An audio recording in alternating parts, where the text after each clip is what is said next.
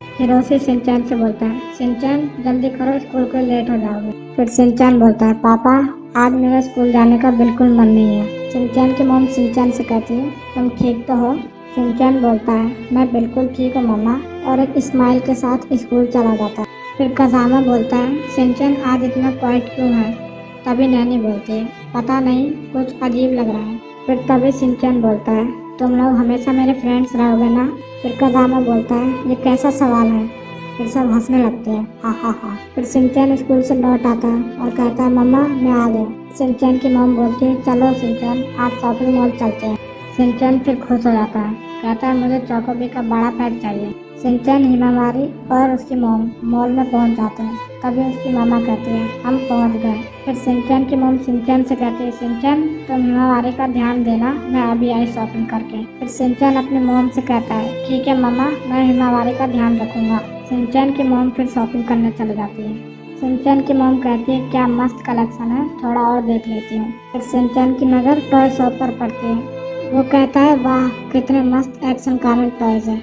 और शिनचैन फिर हिमावारी को अकेला छोड़ देता है। शिनचैन कहता है, ये वाला चाहिए एक्शन कॉमिक सुपर रोबोट। फिर तभी हिमावारी अकेली बाहर चली जाती है। फिर शिनचैन हिमावारी को अकेला जाता देख हिमावारी हिमावारी चिल्लाता है, लेकिन हिमावारी शिनचैन की आवाज़ नहीं सुनती है और मॉल से बाहर चली जाती है और रोड पर पहुंच जाती है। तभी सामने से एक लाल कलर की कार आती है, वो भी बहुत तेजी से।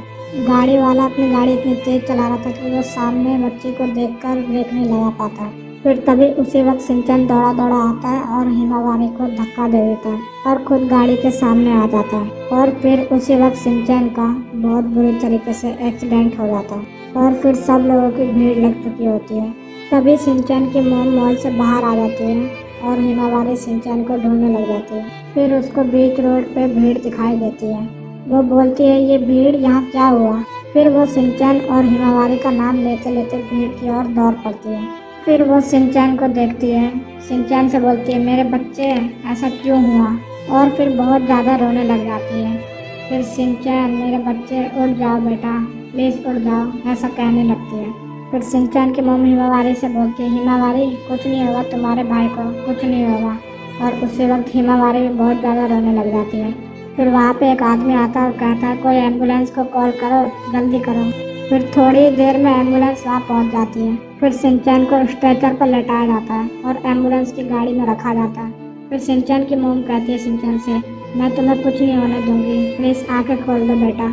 शिनचैन की मॉम हॉस्पिटल पहुंचकर हिरोशी पे फ़ोन लगाती है, हिरोशी जल्दी आओ, शिनचैन का एक्सीडेंट हो गया है, हम हॉस्पिटल में हैं, प्लीज़ जल्दी आओ।